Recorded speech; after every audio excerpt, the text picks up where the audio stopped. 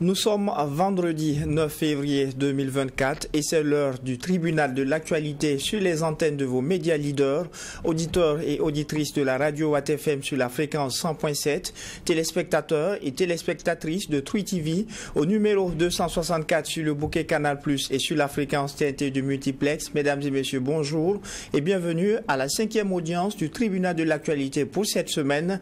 Vous le savez, comme à chaque audience, je suis accompagné par les juges au siège. Juge Benna Bougma, bonjour. Oui, bonjour, Président Kaboré, bonjour, juge Vaha, bonjour, Madame, Monsieur. Bonjour, juge Bougma, bonjour, Président Kaboré, bonjour, auditeurs et téléspectateurs. Pour cette 5e et dernière audience de la semaine du tribunal de l'actualité, 3 sujets ont été enrôlés pour vous. En première partie d'émission, il sera question du rapport d'audit de l'autorité supérieure du contrôle d'État et de lutte contre la corruption ASELC. En seconde partie d'émission, il sera question du caractère irréversible du retrait de la CEDEAO par le Burkina, le Mali et le Niger, exprimé en cours de semaine à travers des communiqués. Et enfin, en dernière partie d'émission, nous parlerons de la crise politique au Sénégal, l'autre dossier brûlant entre les mains de la CEDEAO. Et voici donc pour le menu de cette 5e audience du tribunal que je déclare ouverte avec l'étape des avant-propos.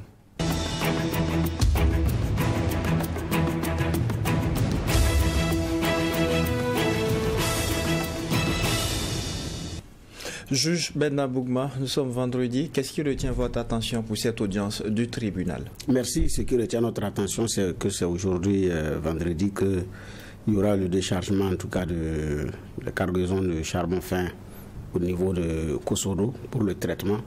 Puisqu'après le procès, la cargaison étant remise à l'État burkinabé, il y a un comité qui a été mis en place, donc composé de diverses entités donc, qui ont envoyé des représentants pour suivre le traitement du dossier charbon fin. Je posais d'ailleurs la question à M. Nakanabo du RENLAC pour savoir pourquoi est-ce que le RENLAC a refusé de faire partie de ce comité de suivi. Mais ce qui m'intéresse, ce n'est pas le comité de suivi et puis tout le traitement. C'est beaucoup plus le fait que maintenant le Burkina Faso a la capacité de traiter effectivement les résidus, le charbon fin chez nous. Bon, c'est une première et nous sommes dans le domaine minier depuis en tout cas un certain nombre d'années. Avec les expériences qu'on a accumulées et tout, je pense également que c'est des choses auxquelles il fallait y penser. Pouvoir traiter les résidus sur place, parce que c'est aussi de l'or qui est contenu. Le reste, c'est maintenant un autre travail pour pouvoir extraire ce qui reste de ces résidus de l'or. Donc, bravo à ceux qui ont mis les moyens pour que ce le soit, parce que ça va faciliter un certain nombre de choses, le déplacement, et puis bon, voilà. Donc, et puis c'est aussi un gain pour notre économie, parce que c'est une usine, ça va générer des emplois, ça va générer des revenus, et puis ça va générer également de l'expertise en la matière pour le Burkina Faso. Donc, c'est du tout bénéf. Donc, qu'est-ce qu'on peut dire? C'est espérer qu'effectivement, dans plusieurs autres domaines, l'expertise locale puisse effectivement faciliter un certain nombre de choses. Mais tout ceci également, le local content y a été pour beaucoup.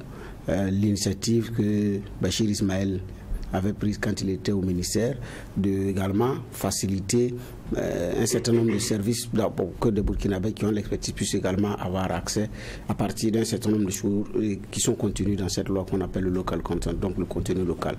En tout cas, on gagne au fur et à mesure en gagnant en expertise dans le domaine minier et c'est bon à prendre. C'était ce que j'avais comme avant-propos. Le juge Géoffroy Vaha, qu'est-ce qui retient votre attention pour cette audience? Oui, merci Président. Ce qui retient mon attention, c'est une histoire qui est rapportée par lefaso.net qui tire là aussi de Kantigi, donc de Sidwaya, et qui raconte l'histoire d'une enseignante qui a tenté de se suicider à Pau. Pourquoi? Parce que la bonne dame est entrée en affaire avec quelqu'un qu'elle a rencontré sur les réseaux sociaux. Je pense qu'il doit être un correspondant qu'elle avait au Cameroun. Et ils avaient décidé de faire affaire ensemble. Et ils ont décidé d'un pactole. Et elle devait apporter sa contrepartie. Et donc, tout ce qu'elle gagnait en tout cas, elle mettait dans ce business-là qu'elle avait avec son partenaire camerounais qu'elle avait rencontré sur les réseaux sociaux. Et jusqu'à hauteur de près de 3,5 millions pour ce qui est d'elle en termes de consentement pour le business. Et elle attendait évidemment que le partenaire vienne sûrement au Burkina, qu'elle l'accueillerait depuis l'aéroport et tout pour implémenter ce qu'ils avaient à faire et tout. Et puis après, quand est arrivée la somme qui lui était demandée, les 3,5 millions, celui qu'elle a rencontré sur les réseaux sociaux a coupé le pont. D'où sa volonté de se suicider. Et elle prend donc des produits pour tenter de se suicider, et elle n'aura la vie sauve que parce que elle aurait eu une visite inopinée chez elle à la maison. C'est-à-dire quelqu'un qui n'avait pas prévenu qu'il viendrait est arrivé. C'est lui peut-être qui a trouvé la bonne dame avec le produit qu'elle avait ingurgité et qui a permis qu'elle soit évacuée au CMA. Et que c'est comme ça, je pense, CMA de Pau, et c'est comme ça qu'elle a eu la vie sauve. Mais ça peut paraître rocambolesque pour certains, mais vous savez, très souvent dans notre vie de tous les jours, parce qu'on manque de prudence, on permet à ce que certaines choses nous arrivent. Certains esprits un peu plus affinés diront, mais elle aussi, quelqu'un que tu ne connais pas, tu vas jusqu'à consentir à donner 3 500 000. Mais sur les réseaux sociaux aujourd'hui, quel crédit on donne à des personnes qu'on n'a jamais vues, on n'a jamais entendues, et quelquefois dont on lit pour une seule fois la vie, et on s'en fait nous-mêmes l'écho. C'est dit, on ne l'a jamais vu, on ne connaît pas sa crédibilité. Parce qu'on a lu une actualité, on a lu une information donnée par cette personne, nous on s'en fait l'écho, on partage auprès de nous. Ça, c'est un peu le même comportement. C'est la question du crédit qu'on accorde sans avoir vérifié peut-être comment on appelle ça, le profil, sans avoir vraiment vérifié la qualité. Parce que n'oublions pas que les réseaux sociaux ou le virtuel ne devrait être qu'un prolongement de nos relations, de nos rapports. C'est une facilitation des rapports qu'on a dans la vie de tous les jours. Ça nous permet de rencontrer des personnes nouvelles, de les connaître, et puis d'entretenir aussi des amitiés, ou qu'est-ce que vous voulez. Mais tout comme en amitié dans la vie de tous les jours, ou dans notre vie de tous les jours, on est prudent, ça ne carte pas que même sur ces réseaux-là, on soit prudent. Et donc pour moi, ça c'est aussi une histoire que je rappelle ici, pour que chacun comprenne la prudence qu'on devrait avoir sur des outils qui sont usités. De telle sorte à ce que quand on se réveille chaque matin, on lit quelqu'un, on voit quelqu'un, on a l'impression qu'il est dans notre vie de tous les jours. Il n'y est pas.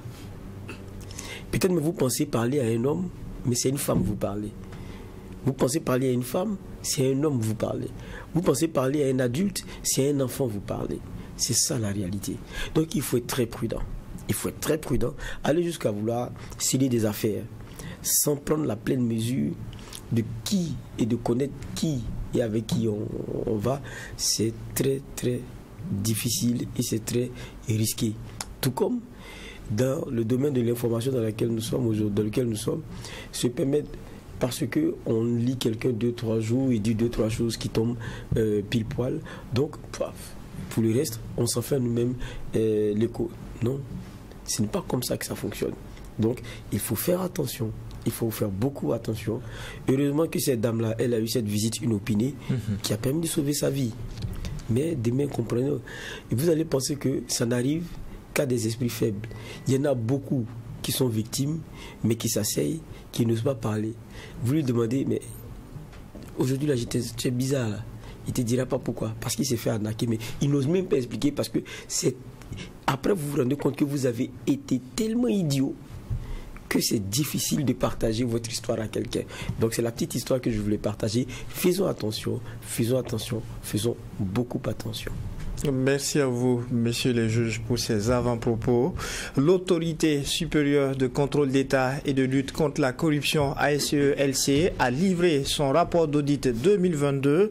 Après l'avoir transmis au président de la transition, eh bien, le rapport a été présenté à la presse nationale, présidence du FASO, primature, Assemblée nationale. Toutes les institutions ont été passées à la loupe. Juge Geoffroy Vaha, déjà, on a vu que le rapport a passé au peigne fin les différentes institutions. De manière générale, dans la forme, comment est-ce que vous appréciez ce rapport d'audit-là? C'est les rapports de l'ASELC, comme on les connaît, qui sont assez pointus, ça il faut le reconnaître, et qui sont le travail fait avec minutie. Maintenant, je le prends en avant-propos ici, c'est qu'à la réalité, il y a le contexte souvent du travail qui est mené, qui est le contexte où le Burkinabé, de façon générale, n'aime pas qu'on vienne fouiller dans ce qu'il fait, n'aime pas qu'on lui demande est-ce qu'on peut avoir des pièces, des éléments sur ce que vous avez fait de façon administrative, parce qu'on veut bien voir si ça a respecté les règles, si ça a respecté les textes, si ça a respecté les process et les normes en la matière. Les gens n'aiment pas ça. Alors que c'est comme ça, c'est seulement comme ça qu'on peut assainir notre gouvernance, c'est seulement comme ça qu'on peut apporter du crédit à nos administrations et c'est seulement comme ça qu'on peut se développer avec les moyens que nous avons. Donc, pour moi, c'est des éléments qui sont très forts et qui sont très importants. Et en même temps aussi, souvent aussi, c'est le moment, parlant de ces rapports-là, pour le citoyen lambda de voir, est-ce qu'on a une gouvernance qui est en train de se bonifier, qui est en train de gagner en rigueur, qui est en train de gagner en probité. Et donc, en cela, ça devient très intéressant. Et puis, à la fin aussi, c'est que l'administré, tout comme celui qui l'administre, se rend compte qu'on ne peut pas se permettre tout et n'importe quoi. Parce que, si on s'amuse, il y a toujours une autorité qui est là et qui regarde dans nos process, qui regarde dans notre façon de faire les choses. Et pour moi, ça, c'est très important. Et quand pour revenir peut-être au contenu, l'un des éléments qui a été, parmi les éléments qui ont été apportés, avant d'entrer dans le fond, parce qu'on va en parler tout à l'heure, c'est qu'il y a des constats premiers sur même, avant d'aller dans le fond, des limites sur le plan organisationnel d'un certain nombre de façons de faire. Et ça, c'est des éléments qui ressorti notamment par l'autorité lors du point de presse, et c'est le moment d'interpellation justement, c'est-à-dire avant même d'aller dans le fond, lorsqu'on se rend compte que dans la forme on n'est pas efficient, on pourrait gagner peut-être en décision organisationnelle. Ça, c'est des éléments qui sont déjà faits, et ça pour moi c'est des choses, c'est des petites approches qui sont intéressantes. D'où, c'est-à-dire c'est pas seulement que aller fouiller pour voir qui a fauté, qui n'a pas fait ceci, qui n'a pas fait cela. C'est-à-dire qu'il y a la part contributive positive qui est toujours l'élément majeur. Juge Bernard Boukma, dans la forme, est-ce que vous êtes satisfait de ce rapport 2022 de la SELC? Dans la forme, est-ce que j'ai à être satisfait ou pas, dès lors que c'est un exercice voulu par... ça rentre dans le cadre de la mission de la SELC, donc de faire ce rapport. Et ensuite, il y a un canevas qui est suivi pour faire ce rapport, et toutes les entités qui doivent être également visitées ou enquêtées, c'est ce travail qui a été fait. Donc maintenant, c'est un peu à la lumière de ce que le juge va dire. Ensuite, des questions de malversation, je pense également que les audits organisationnels, je ne sais pas si ça fait partie des missions de la SELC, mais c'est important également. Parce que souvent, pour la décision, il y a des éléments qui arrivent compte tenu également d'un certain nombre de choses à faire. Donc, il y a des audits organisationnels parfois qui sont également ourdis dans le mieux d'aider à mieux faire. Dans le but, d'aider à mieux faire pour que les décisions soient prises avec suffisamment de célérité et choses. Voilà. Donc, ce sont ces aspects-là également que je pense que c'est nécessaire d'intégrer au Burkina, parce que c'est très important pour les organisations, parce qu'à un moment donné, vous ne savez plus qui fait quoi, ou qui fait quoi et avec qui, parce qu'on est dans un fourre-tout total, souvent. Donc, et puis vous voyez, quand il y a un nouveau gouvernement, on revoit l'organigramme des ministères. Donc on revoit l'organigramme, parce que comme on n'a pas un nombre de ministères type, c'est taillé selon la dimension et la volonté voulue par celui qui est au pouvoir, et donc on change à tout moment. Au niveau des institutions, c'est pareil, et donc ça ne permet pas souvent aussi d'avoir la célérité, mais ça c'est une brèche que j'ouvre. Voilà, parce que la SELC, la dénomination est claire, c'est lutte contre la corruption. Voilà, donc mais je n'ai pas dit que je suis satisfait ou pas, parce que je n'ai pas comme on appelle ça, une appréciation de valeur à faire, compte tenu du fait que c'est un rapport. Après le rapport, il y a un autre travail qui doit être suivi à travers les questions judiciaires s'il y a lieu. Mais si également sur le plan organisationnel il y a des petites difficultés, c'est de l'intégrer. C'est ce que moi je peux dire. D'accord. Juge Fava, on pourrait le dire. Enfin, on a un rapport d'audit sur la gestion financière et comptable du ministère en charge de la Défense nationale, notamment en ce qui concerne la période 2016-2021. Dans le rapport, on parle de grosses insuffisances. Quelles sont vos clés de lecture par rapport au rapport d'audit sur le ministère en charge de la Défense nationale? Il y a beaucoup d'éléments quand même, mais je pense que celui majeur, je ne veux pas trahir, je ne veux pas me tromper, parce que la matière, il ne faut même pas le faire. C'est que sur la question de l'armement, munitions et optique, à un mot comme ils disent que sur 14 contrats, des montants de 83 milliards 507 millions 507 223 francs CFA, 8 contrats, des montants de 75 milliards. C'est-à-dire que sur les 83 milliards, vous avez 75 milliards 106 millions de contrats qui ont été attribués à plusieurs entreprises, mais il y a un problème qui appartiennent à une même personne physique. Est-ce qu'on se comprend? C'est-à-dire on est à plus de 89%, c'est-à-dire pratiquement 90%, parce qu'on a 89,94% des marchés de ce qui est l'armement, munitions et tout, qui sont accordés à plusieurs entreprises, c'est vrai, mais tout ramène à une seule personne. Et donc, pour le contrôleur général d'État, c'est quand même aussi, cela révèle de potentielles irrégularités. Parce que si c'est une même personne physique, pourquoi plusieurs entités différentes sur un même segment des marchés? Vous voyez que ça pose un problème. Ça pose un véritable problème. C'est pour ça, depuis longtemps, sur la question de nos armements et autres là, il y a eu toujours des éléments à redire. Maintenant, après, il y a la critique, il y a ceux qui sont sur le terrain qui disent ça ne fait pas ceci. Bon, on ne veut pas rentrer dans la question de motivation ou de jeter en pâture nos forces qui sont sur le théâtre des opérations, parce que il y a certaines critiques qui peuvent même les fragiliser. Donc, et quand on voit la période, parce qu'on ne parle pas de la période dans laquelle nous sommes aujourd'hui, c'est quand même 2016-2021, c'est à se poser beaucoup de questions. Et c'est une période où sur la question de nos armes, il y a eu beaucoup de choses qui ont été dites. Je ne vais même pas jusqu'à rappeler ce que le président aujourd'hui aussi, Ibrahim Traoré, a dit aussi sur ces armes-là. Nous, on est journalistes, on a eu plusieurs retours. Bon, à un moment donné, il y a peut-être des activistes qui avaient partagé ces choses-là, des armes qui percutent pas, voilà, ou bien des gilets pare-balles qui ne font pas le travail.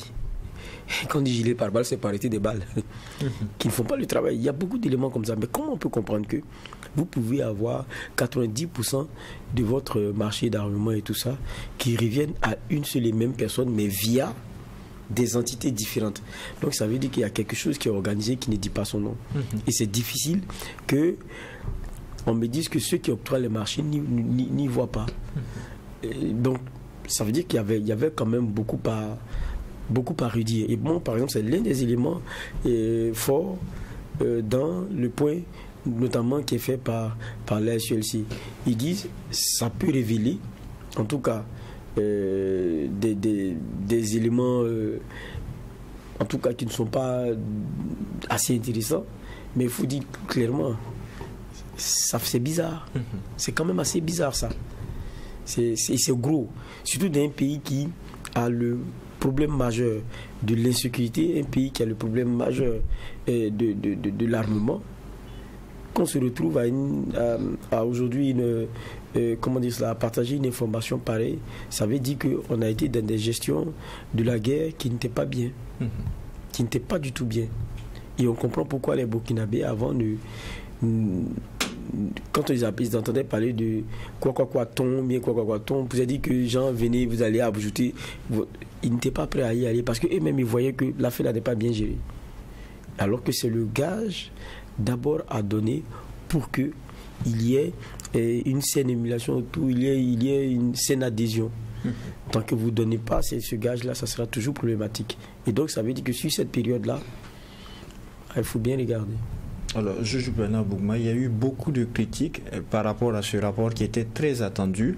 On avait eu des rapports sur la gestion de la présidence, la primature ou l'Assemblée nationale, mais celui en lien avec le ministère de la Défense nationale, on ne l'avait pas. Enfin, ces choses faites, on parle de grosses irrégularités. Le juge va prendre l'exemple tantôt.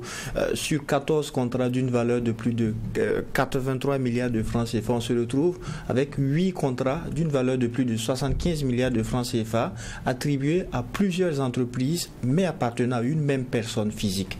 Quelles sont vos clés de lecture, juge Bernard Bougma? Bon, il n'y a pas de clé de lecture. Ce que vous avez dit, c'est ça. Maintenant, c'est la suite à donner. Voilà, irrégulièrement constitué tout et tout, conflit d'intérêts, tout ça, donc délit d'initié, c'est à voir maintenant s'il y a eu toutes ces choses-là là-dedans. Là, c'est le travail après le rapport qui va permettre de démêler tout ça.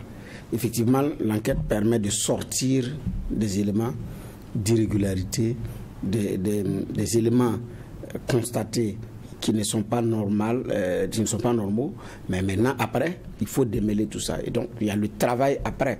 Sinon, des rapports qui dénoncent des choses, on a eu des rapports qui ont dénoncé des choses plus énormes que ça.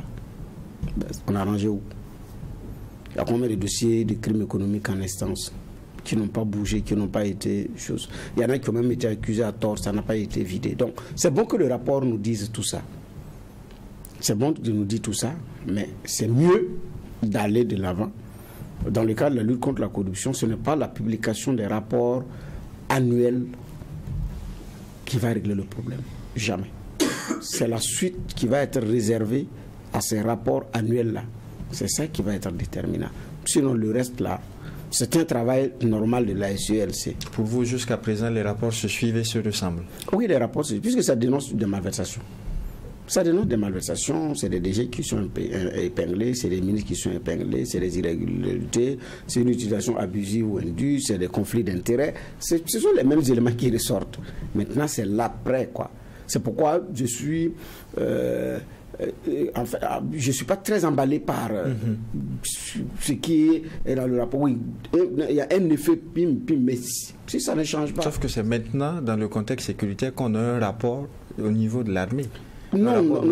Peut-être que ça n'a pas été publié officiellement, mais je pense qu'il y avait eu un travail qui avait été fait. Quand les Damiba venaient au pouvoir, je pense qu'il y avait un travail d'audit du ministère de la Défense qui était en cours. J'ai eu vent de ça. Maintenant, je ne sais pas c'est quel corps de contrôle réellement qui est allé le faire.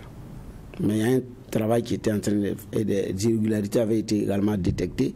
Mais en même temps aussi, j'ai appris aussi qu'il y avait même un regard organisationnel, c'est-à-dire un audit organisationnel pour voir comment est-ce que les choses on pouvait rendre ça beaucoup plus opérationnel. Parce que la question du ministère de la Défense est une question qui est également très délicate. Très délicate en ce sens que c'est des questions d'armement. Délicat aussi parce que à plusieurs reprises, on a vu certains qui disent que c'est très difficile d'avoir les armes si vous n'avez pas un bon réseau, si vous n'êtes pas bien réseauté pour faciliter l'accès, l'achat des armes. Parce que parfois, il faut des intermédiaires, il faut parfois des gens qui s'y connaissent, qui peuvent quitter le Burkina, aller en Serbie ou je ne sais pas moi, pour revenir ici avec des armes ou du matériel d'entretien. Parce que aussi les armes s'entretiennent. Bien sûr. Voilà. Donc, parce que nous ne produisons rien. On ne fait rien de tout ça. Même une balle, on ne peut pas. Donc, il y a ces éléments-là également à prendre en compte. Mais j'ai dit, sauf un travail approfondi, avec suffisamment de recul, peut nous situer sur les choses-là. Sinon, effectivement, dès qu'on les voit comme ça, on dit, ah, effectivement, c'est bizarre. Donc, sincèrement, voilà. Sinon, c'est le travail normal de la CELC. Mais regardez à combien qui sont soupçonnés à tort ou à raison. À chaque publication de rapport, l'opinion s'emballe. Elle est frustrée, tout et tout. Et après, il n'y a rien. Non. On crée une vive émotion. On crée et après, il n'y a pas de suite. Donc, l'effet voulu n'est pas produit. Puisque si on arrivait à juger dûment les dossiers, il y a même un effet dissuasif sur ceux qui vont venir et qui vont vouloir faire la même chose. Il y en a qui vont être même beaucoup plus prudents, beaucoup plus regardants sur les procédures pour ne pas se tromper. Maintenant, mais comme ça n'aboutit pas, ce n'est que des rapports qui sont produits. Après, c'est rangé. Ça va continuer. Et on produira des rapports. Le contexte ne diffère pas quand on a un chef d'État qui a annoncé 2024 comme année de lutte contre la corruption, qui a dit que c'est tolérance zéro. Non, ça c'est une proclamation. Ça n'a rien à voir avec un corps de contrôle qui publie son rapport. Ça n'a rien à voir. Un rapport qui tombe à cette période. Oui, non. J'ai dit ici cette question-là, moi je suis serein. Ça n'a rien à voir. Même si avec ou sans annonce du chef de l'État, le rapport a été sorti, oui ou non? Bien sûr. Il n'y a pas de lien. Non, pas de lien, mais le rapport qui tombe à un moment où le premier, au niveau du Burkina, le chef de l'État, il affirme que c'est tolérance zéro, c'est l'année de lutte contre la corruption par rapport à la suite. Est-ce qu'il n'y a pas de l'optimisme à avoir quant à ce qu'il y ait réellement une suite à donner? Non, c'est pas que je suis optimiste ou pas, non. Ici, ce n'est pas mon optimisme. Ici, c'est est-ce que le chef de l'État pourra tenir parole dans son engagement? Vous savez pourquoi je pose la question? Sur sa table, il y a combien de dossiers, de crimes économiques qu'on peut commencer à éplucher? Je ne parle pas de nouveaux rapports. Je parle des anciens rapports. Je parle des anciens rapports. C'est de ça d'abord. On a vu des gens qui disent que les soldats n'avaient pas mangé à Inata et puis ils ont été déposés. Le rapport est là. Il y a des gens qui ont été épinglés. On a soupçonné des gens qui ont été sanctionnés administrativement et après qui ont été mis en selle. Mais ce n'est pas ça. J'ai dit, entre la volonté, l'engagement de pouvoir faire quelque chose, vous avez quelque chose sur la main. Avant même que le rapport de la SELC ne tombe là, il y avait déjà des rapports. Le rapport de l'année dernière, où? Le rapport qui a été déposé l'année dernière là, il contient des irrégularités. Celui de l'année surpassée, il contient des irrégularités. Donc, que ça tombe à pic ou je ne sais pas moi, c'est pas ça. Qu'est-ce qu'il va en faire? Et surtout, j'ai dit, il y a combien de crimes économiques? Il y en a combien? Non, c'est de ça que je parle. Donc, il a pris un engagement, oui. Donc, en principe, avec ou sans rapport, ça doit y aller. Parce que ce n'est pas seulement le fait de juger les crimes, les anciennes infractions. Ce n'est pas seulement les vieux dossiers. Ce n'est pas seulement de vider ça qui va régler le problème. Ce qui va régler le problème, c'est quels sont les moyens maintenant pour pouvoir réguler actuellement. Pouvoir faire baisser actuellement. C'est surtout ça. Et ça, on n'y est pas déjà, on n'y est pas encore. Mais les gens parlent du ministère de la Défense. Ce n'est pas seulement le ministère de la Défense. Il y a les autres entités.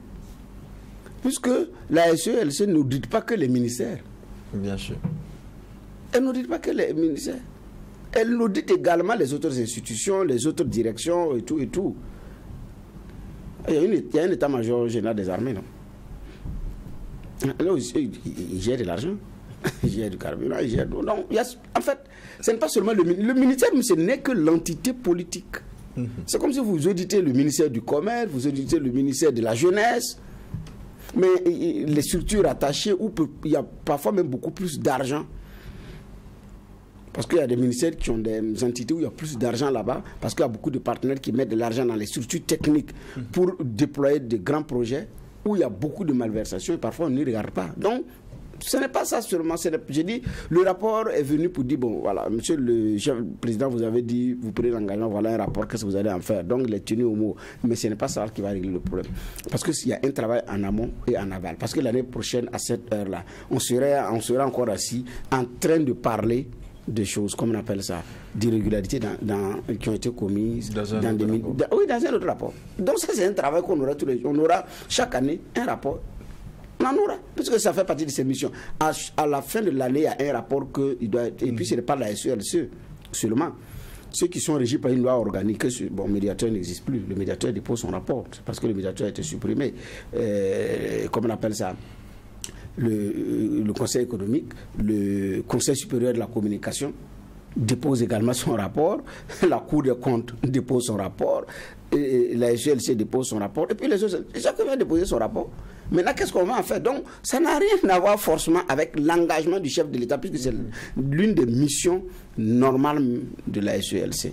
D'accord. Alors, juge Fava, est-ce que vous partagez les mêmes inquiétudes que le juge Bernard Bougma, notamment en ce qui concerne la suite qui sera donnée à ce rapport 2022, puisque les rapports se suivent et se ressemblent visiblement en termes de suite à donner?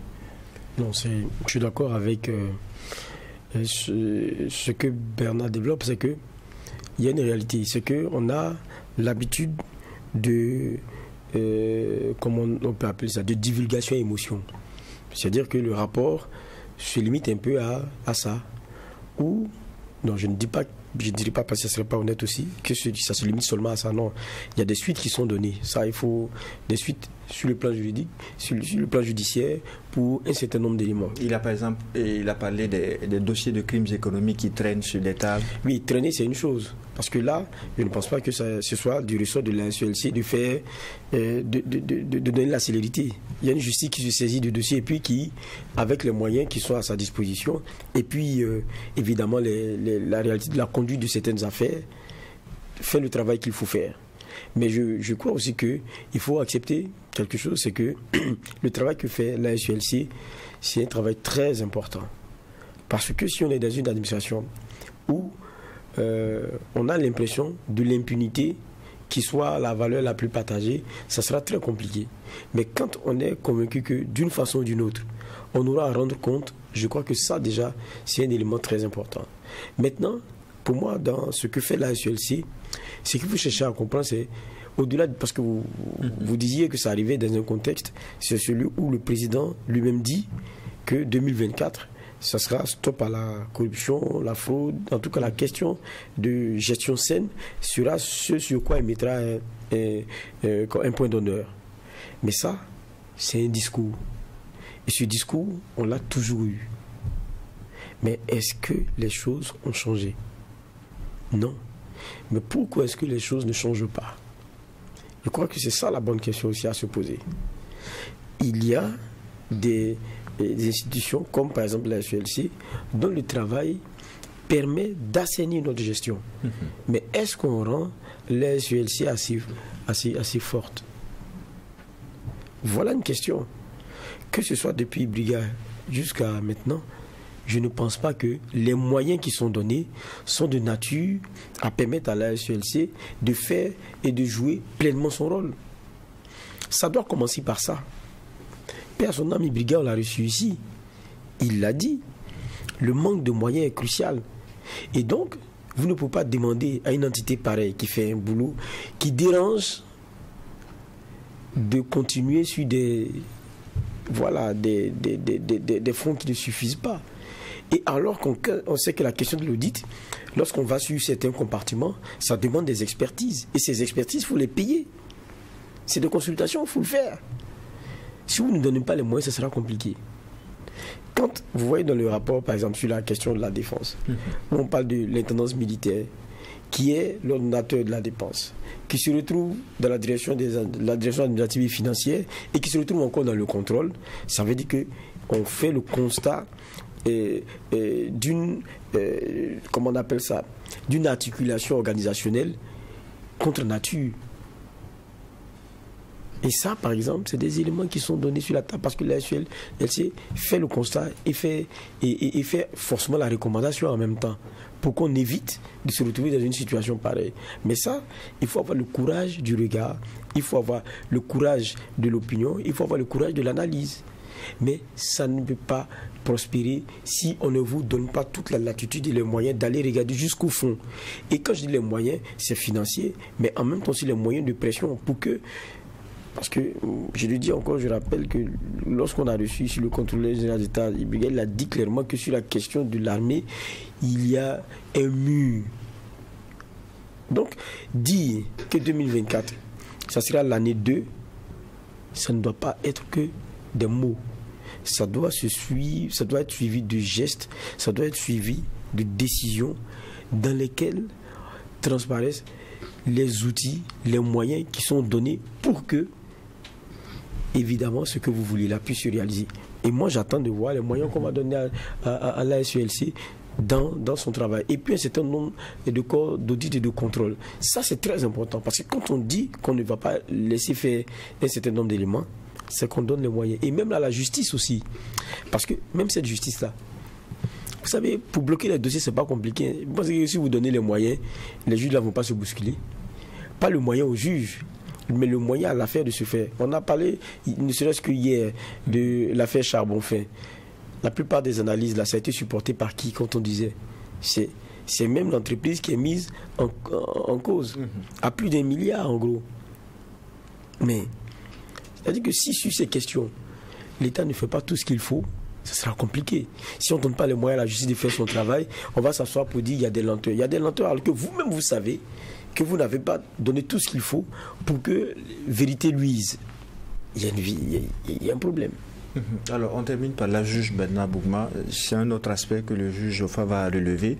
Autant on veut une suite lorsqu'il y a ces différents rapports, mais la réalité aussi, ce sont les moyens mis à la disposition de l'ASELC pour investiguer et même à la justice. Très bien, c'est pourquoi je vous ai dit qu'il n'y a pas un lien entre l'application de ce rapport et l'annonce du chef de l'État. Parce que le chef de l'État a pris un engagement, il a donné sa parole qu'il doit respecter et mettre les moyens pour que ce soit mis en œuvre. Donc il n'y a pas de lien avec le rapport. Qui fait partie des activités normales annuelles de la SELC, qui, avec ou sans annonce du chef de l'État, va déposer son rapport. Donc c'est pourquoi j'ai dit qu'il n'y a pas de lien. Le seul lien, c'est que c'est à la justice qui fait le travail, puisque ce n'est même pas le chef de l'État qui va prendre le rapport, dire bon, on va juger X, c'est X, et venez, je vais vous juger. Non, ce n'est pas son boulot. Donc il n'y a pas de lien.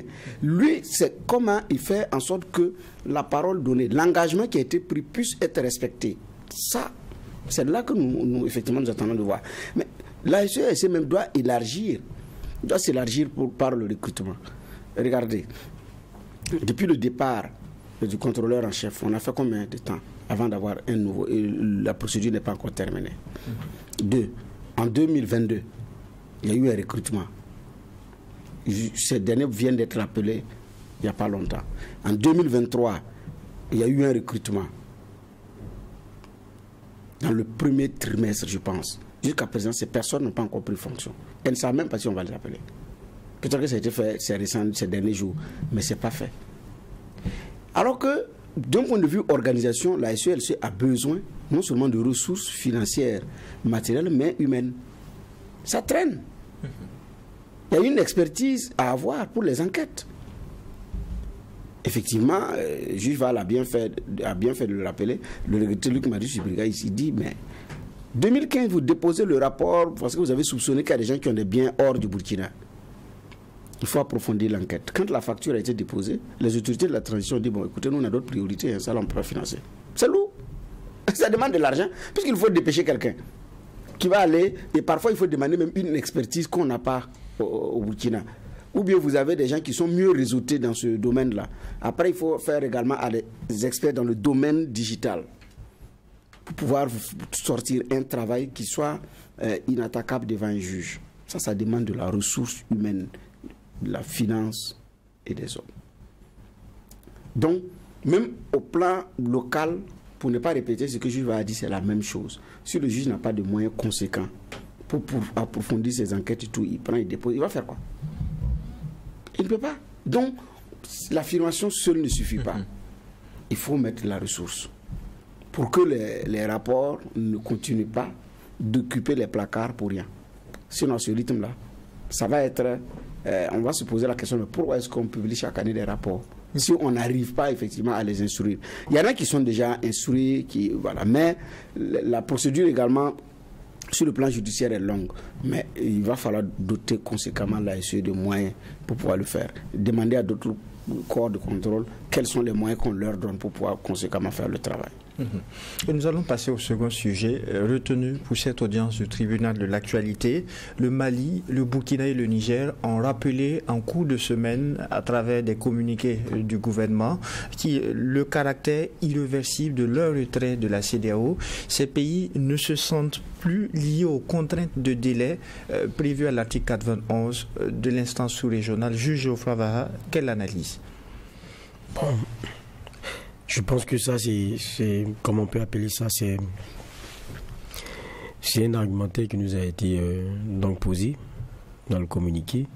J'ai dit, si vous-même, pays membre de l'espace communautaire, vous ne respectez pas vos propres textes, ne nous demandez pas de les respecter, y compris ceux qui estiment que nous avons une année à répondre à des obligations, le temps de la décision définitive commune du retrait. Ça peut se tenir, mais est-ce que c'est logique pour moi. On adhère de façon entière à un mouvement, à des règles qui régissent un groupe, y compris les règles qui nous disent comment est-ce qu'on en part. C'est pour moi la logique. C'est aussi simple que ça. Maintenant, je pense que hier, notre convoqué, le professeur Soma, le rappelait, et c'est très important, c'est qu'il y a le discours, c'est vrai, mais il y a l'acte. En même temps que la communication qui est faite depuis le fameux dimanche où l'annonce par les 3 pays du retrait de la CEDEAO a été faite, on se rend compte aussi qu'il y a une dynamique de se conformer à ce que disent les textes de la CEDEAO.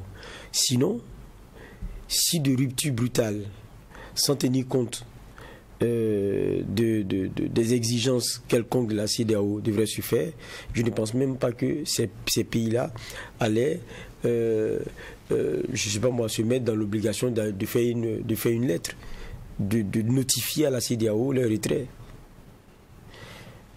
Peut-être que dans le départ brutal, la constatation se ferait dans le non-respect des obligations de ces pays-là. Ils ont dit un dimanche, dans les différentes chaînes de télé publiques de leurs États, qu'ils ne font plus partie de la CEDEAO, de façon immédiate et sans délai. Ils l'ont dit. La CEDEAO a dit, nous on n'est pas informés parce qu'on n'a pas reçu de notification. La notification a suivi. Alors que dans les tests de la CEDEAO, c'est comme ça. Il faut le notifier. Donc quand vous avez notifié, il y a maintenant le délai d'1 an qui court. Si on était dans la rupture totale et de dire que la question de leur test, c'est plus notre problème, on n'aurait même pas notifié. Donc je veux dire qu'il y a le discours qui est tenu, qui évidemment est le message donné aux entités membres de la CEDEAO que c'est fini, il faut oublier, on ne va plus revenir, parce que le débat que la CEDEAO a dit, il y a la négociation qui est encore possible, donc il y a des justes milieux qui peuvent être trouvés. C'est le discours de leur dire ce n'est plus possible, oubliez. Et même tout ce que vous nous demandez, c'est même plus la peine, donc on n'est plus à ce niveau. Mais en même temps, quand vous notifiez, pour moi, ça veut dire que vous continuez de rester dans l'esprit des process du départ. Et la CEDEAO sera forcément aussi dans la constatation, à partir du moment où vous avez notifié, de ce que vous soutenez mordicus, votre dynamique, jusqu'à la fin des 1 an. Parce qu'on donne les 1 an, c'est pourquoi? C'est aussi pour savoir si vous allez vous rebiffer. Et quand on entend à chaque fois, la plupart des les différents membres de l'AES disent on ne reviendra plus, c'est une façon de dire que ce n'est pas la peine de laisser courir les 1 an parce que les 1 an on ne reviendra plus. Les 1 an courent et ça pour moi c'est des principes textuels. Donc on regarde. Maintenant là où pour moi il y aura un jeu, c'est que pendant cette année où on constate jusqu'à la fin que vous n'avez pas changé d'avis, il y a vos obligations qui courent. Maintenant quand nous on ne remplira plus ces obligations, ce qui reste à savoir c'est quelle sera maintenant la réaction de la CEDEAO par rapport à ça. C'est ça qui pour moi qui est ce sur quoi on va maintenant regarder. Parce que à cela viendra forcément des décisions. Parce que vous ne pouvez pas être astreint à des obligations. Vous dites que vous ne les respectez pas et puis les autres vous regarderont comme ça ne va pas se faire. Maintenant c'est ça qu'il faut regarder. D'accord. Juge Bernard Bougma, les 3 pays, Burkina, Mali, Niger, ne se sentent plus liés aux contraintes de délai. Avant de vous laisser réagir, il y a justement eu cette réunion extraordinaire du Conseil de médiation et de sécurité au niveau ministériel de la CEDEAO hier jeudi. En termes de conclusion, le communiqué final a répondu un peu aux accusations et à ce qui a été avancé par les 3 pays. La CEDEAO estime que les sanctions sont ancrées dans les protocoles de la CEDEAO dont les 3 pays sont signataires. La CEDEAO dit également qu'aucune puissance ou influence extérieure n'a contraint la CEDEAO à adopter ces traités.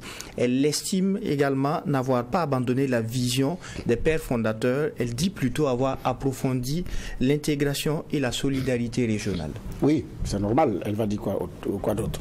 C'est ce qu'elle dit. Elle a même dit que pour les sanctions, c'est normal, comme vous l'avez si bien dit. Mais ça, c'est effectivement la CEDEAO qui le dit. Et elle dit également qu'il y a des efforts qui ont été faits pour l'allègement des sanctions. Et parce qu'il y avait l'interdiction qui pesait sur les ministres des Affaires étrangères et tout, donc ça a été levé. Mais pour le Niger, la CEDEAO attendait la feuille de route de la transition et la libération de Bazoum pour pouvoir lever les sanctions. Donc il y a des conditions qui étaient posées également pour pouvoir lever les sanctions. Bon, par rapport à la manipulation des entités étrangères, bon, ça c'est un débat, c'est discutable. C'est discutable parce que c'est pas totalement exact ce que la CEDEAO a dit. Même si c'est pas toute la CEDEAO, il y a certains chefs d'État quand même qui ont été manipulés. Et il y a des faits. Vous suivez le discours par exemple du président français et le balai diplomatique qu'il y a eu entre Tinubu, Macron, Alassane, Macron pendant cette période, et également les révélations faites par certains médias d'investigation, notamment Afrique Intelligence et autres, vous comprenez qu'effectivement il y a eu une manipulation étrangère, même si elle n'a pas une mainmise totale. Peut-être qu'elle a tenté, oui, elle a utilisé certains, ça on ne peut pas nier cela. Mais est-ce que c'est suffisant pour pouvoir réorienter toute la vision de la CEDEAO? Ça aussi je ne crois pas. Je ne pense pas que ce soit suffisant. La preuve, ces messieurs n'ont pas pu engager la guerre. N'ont pas pu engager l'opération militaire pour aller libérer Bazoum. La preuve, Tinubu n'a pas plus fait plier son Sénat, qui lui a dit niet, on n'y peut pas. Il n'a pas pu. Et ça fragilisait d'ailleurs la décision. Donc, oui, que certains soient approchés, encouragés ou manipulés entre griffes, oui, c'est possible, mais dire que c'est vraiment, c'est comme si la CEDEAO était au maître d'une puissance, quelqu'un qui manipule à sa guise, bon, c'est un argument qui ne pèse pas trop dans la balance. Non, c'est discutable. Voilà. Mais maintenant, dans cette rencontre, la CEDEAO a dit quelque chose qui est très important, le point 26. Le point 26 dit que le Conseil de médiation de sécurité a réitéré la nécessité urgente pour la CEDEAO d'accélérer l'activation en cours de la force en attente dans son mode cinétique pour lutter contre le terrorisme dans la région, y compris les éléments de l'initiative d'Accra tels coordonnés par la conférence. À cet égard, il est nécessaire de convoquer d'urgence une réunion des ministres des Finances et de Défense pour proposer des modalités de financement et d'équipement de la force antiterroriste avec des ressources communautaires. C'était où? Il a fallu que ces trois-là quittent pour que maintenant, vous pensiez qu'il faut l'activer de façon urgente. Et maintenant, rapidement également, les ministres doivent se réunir pour voir comment est-ce qu'on gagne de l'argent, comment est-ce qu'on finance. Quand même. C'est pas trop tôt. C'est vrai que c'est pas tard, mais... Parce que quand on entendait parler de cette force en attente, c'était pour casser du putschisme, soit à Bamako, soit à Niamey. Mais maintenant, c'est pour lutter contre le terrorisme. À Ouagadougou, ici, il y a eu une rencontre du temps où le président Kaboré présidait la CEDEAO, je pense, oui, il y a eu une rencontre ici qui avait réuni les États du G5 Sahel élargis aux États de la CEDEAO pour demander de l'argent aux partenaires pour venir lutter contre le terrorisme. J'ai oublié le montant qui était attendu, mais la ressource récoltée était très maigre. Conséquence, ça n'a pas bougé, puisque les partenaires n'ont pas donné l'argent. Nous connaissons les partenaires. Alors que, si on regarde bien, on peut créer des initiatives pour des financements endogènes. Le premier ministre de Tambela l'a plus ou moins évoqué lors de la rencontre de l'initiative d'Accra. Nous vendons de l'or, la Côte d'Ivoire vend du café, le Ghana vend du cacao, et puis il y a des levées. Est-ce que sur ces produits-là, on ne peut pas avoir une forme de taxe destinée à ça au niveau de la sous-région, si on se met ensemble pour réfléchir, et qu'on prenne conscience que ce n'est pas seulement, le terrorisme n'est pas seulement le fait des pays du Sahel. Parce que sur le pont 7, c'est pas évident. Et ils ont même besoin de ressources, d'accès, comment on appelle ça, aux pays côtiers, également pour leur ravitaillement. Puisqu'ils utilisent du carburant et tout. Donc, mais ça, c'est un point de mon point, ça devait, de mon point de vue, venir un peu plus tôt. Pourquoi ils n'y avaient pas pensé? Ou mais ils y ont pensé. C'est vrai qu'au Mali, les premières forces qui y ont été, c'est des forces de la CEDEAO. Mais après, On est passé à autre chose. C'est des noms d'opération, c'est Serval, c'est Sabre, c'est Suci, c'est Takuba. Ce sont des noms comme ça qu'on a eu. Mais regardez qui est derrière ces forces-là. Le G5 Sahel a eu du plomb dans l'aile, on n'en parle plus. Donc, sincèrement, c'est bon de sanctionner. Parce que des gens n'ont pas respecté la loi. Mais il faut également faire sûrement votre part de boulot. Et personne ne viendra aider les États de la CEDEAO à sortir de ce terrorisme. Celui d'ailleurs qui préside pour le moment, Tinubu lui-même, il a dans son pays, à faire face au terrorisme avec Boko Haram. Qu'est-ce qu'il en fait? Donc ça veut dire que ce n'est pas aussi simple que ça. Mais je dis, ça, ce point-là est très important à relever. D'accord. Les deux sujets sont tout de même assez liés. On va ouvrir la fenêtre du troisième sujet. On a tout de même une CEDEAO qui est intransigeante pour les coups d'État militaires et qui est plutôt malvoyante ou qui tâtonne pour ce qui est des coups d'État constitutionnels. Et l'exemple du Sénégal en dit beaucoup, juge Fova. Oui, mais sur le sujet, je crois aussi que si la CEDEAO rappelle Accra, c'est-à-dire qu'il évoque l'initiative d'Accra, je pense que c'est pour répondre un peu aussi au président qui disait, à notre président qui disait que la CEDEAO n'a jamais rien fait. L'initiative d'Accra, on s'en rappelle, c'était Côte d'Ivoire, Bénin, Togo, Burkina et autres. C'est comme 10 000 hommes, 275 milliards de francs CFA qui devraient être mobilisés. On a dit sur la question du financement, il faut faire attention. On ne veut pas des financements qu'on ne maîtrise pas. Maintenant, dès que le Burkina est rentré, il a dit, parce qu'on avait le Premier ministre avec une double communication, si vous vous rappelez bien, on va recevoir des soldats, il n'y a pas de problème. Après, on a dit non, on ne veut pas de soldats étrangers chez nous. Donc, c'est pour dire, c'est pour rappeler que on n'a jamais rien voulu apporter en termes d'aide. Qu'il ne faut pas dire ça. Donc, c'est un peu ça qui est un peu rappelé, peut-être de façon subtile par la CEDEAO. Et ça, il faut accepter. C'est une piqûre un peu de rappel qui est faite dans la critique qu'on fait aussi. Et pour moi, ça, c'est important de le dire. Maintenant, vous parlez du cas sénégalais. Moi, je ne vais pas... On a eu un constitutionnaliste ici hier. Je ne vais pas revenir sur ce qu'il a dit. Je le prends moi en tant que journaliste comme matière. Il a dit, si on prend les textes du Sénégal, ce qui est en train de s'y passer, tout est régulier, c'est légal. Maintenant, le problème, c'est à l'arrimer maintenant au test au niveau CEDEAO, où il faut bien regarder, il faut bien lire. Je crois aussi qu'il y a une situation qui est en train de se passer au Sénégal, c'est que, pour moi, Macky Sall est très mal inspiré avec la dynamique dans laquelle il est en train de rentrer. Parce que le Sénégal ne nous a pas montré ce visage-là pendant longtemps. Il y a des présidents sénégalais qui ont tenté de rester, mais ça s'est imposé à eux de partir. Mais le Sénégal ne nous a pas habitués ou ne nous a pas encore donné l'exemple de l'arme ou bien du militaire. Est-ce que ça va arriver cette fois? J'espère que ça n'arrivera pas. Parce qu'aujourd'hui, disons le tout net, il y a beaucoup qui sont assis, ils espèrent des coups d'État partout pour que les gens là viennent dans l'AES. Moi, je n'espère pas ça pour certains pays. C'est pas comme ça que je vois la chose. Non. Le coup d'État, même ceux qui font le coup d'État condamnent le coup d'État. Et quand ils font les changements constitutionnels, ils interdisent le coup d'État. Et lorsque vous êtes dans des dynamiques de coup d'État, on vous prend, on vous fait juger. Donc, personne n'est pour le coup d'État. Donc, ce n'est pas des choses à inspirer ailleurs.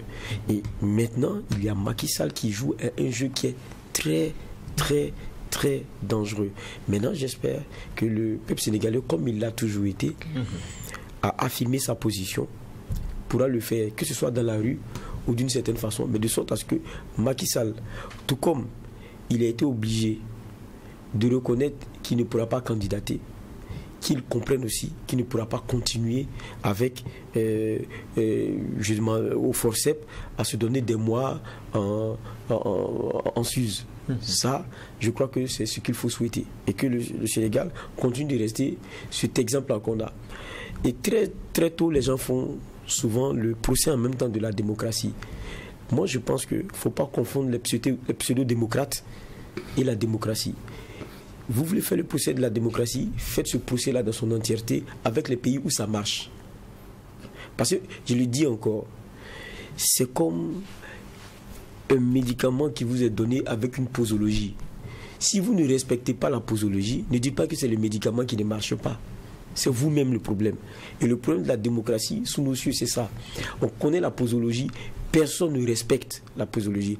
On est dans un mode de renouvellement avec un mode politique et puis un système qui n'est qu'électoraliste, où on se rappelle de celui qui vote que le jour où il doit voter.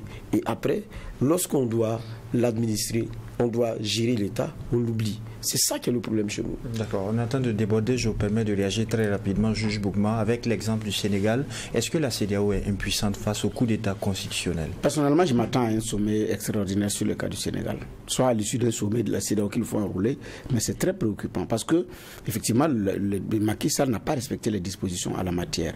Et hier, le constitutionnaliste il disait également que la CEDEAO dispose de leviers qui peut lui permettre à tout moment de sanctionner un État si les règles ne sont pas respectées. Je m'attends à ça pour le Sénégal. Ne serait-ce que les sanctions de principe, c'est-à-dire la suspension pour les questions techniques aux instances comme le cas du Burkina. Je pense qu'il faut le faire pour servir de leçon parce que c'est très flagrant et Macky joue effectivement un jeu très très très dangereux dans cette affaire-là. Donc après, il ouvre la brèche à des accès inconstitutionnels au niveau du pouvoir et après on ne peut pas gérer. Mais sincèrement, il met même la CEDEAO dans l'inconfort total avec sa décision. Et c'est ici que nous mettons un point final à cette 5e et dernière audience du tribunal de l'actualité pour cette semaine. Merci à vous, juge Bernard Boukma, pour les angles de regard et d'analyse. Merci à vous, juge Geoffroy Vaha, pour les clés de lecture. Merci à vous, auditeurs et téléspectateurs qui nous avez suivis tout au long de la semaine. Et n'oubliez pas, ici au tribunal de l'actualité, la rigueur d'une justice équitable s'applique sur tous les sujets enrôlés. Au revoir et à lundi pour une autre convocation.